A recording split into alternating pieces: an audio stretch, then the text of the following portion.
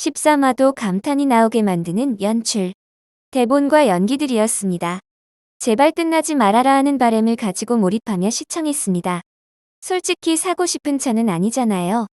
네임밸류가 떨어지는 순양 자동차를 2002년 월드컵 4강 신화를 바탕으로 경품 행사를 통한 인지도, 호감도 상승과 60개월 장기 할부 상품으로 소비자의 가격 부담을 완화하죠.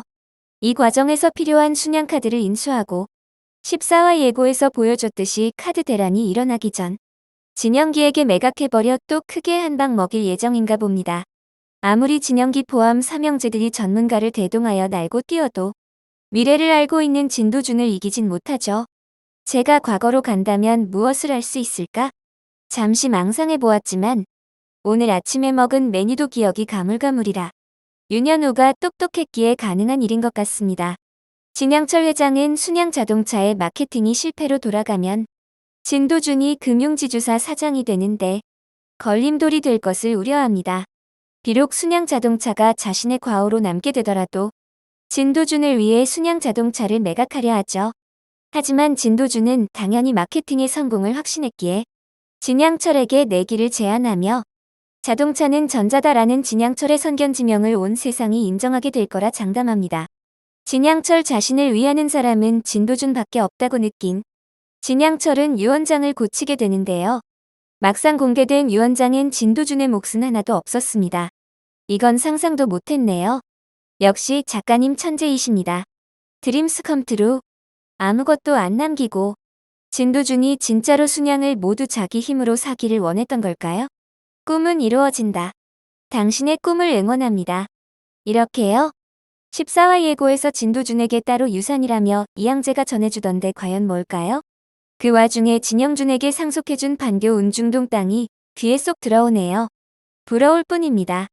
저는 회사 경영권 그런 거 다 골치 아프고 그냥 땅을 주시면 감사하겠습니다. 지성파. 프리미어 간다 그런 소리도 하겠다.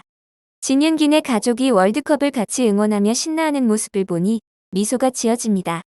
진윤기와 이혜인은 정말 다정한 부부의 모습입니다. 제1화에서는 진윤기가 이혜인이 자신의 연락도 받지 않는 사람이라고 했었죠. 아마도 원래의 진도준이 사망했고 그것이 진씨 일가와 관련이 있어서 그것에 환멸을 느낀 이혜인이 진윤기와도 멀어진 것으로 보이는데요. 지금처럼 계속 다정한 부부로 남았으면 하는 바람입니다. 심화랑엔 위작이 많아요. 모현미는 진양철이 자기를 보고 윤기엄이라고 부르는 것을 보고 진양철의 병을 눈치채죠. 진성준이 넌지시 준 힌트를 듣고 진양철이 복용하고 있는 약을 찾다가 이필옥에게 어른의 물건에 손을 댄다고 핀잔을 받습니다. 그러나 밀리지 않는 모현민. 이필옥에게 심화랑을 언급하며 이필옥이 교통사고를 사주했다는 것을 알고 있다고 암시하죠.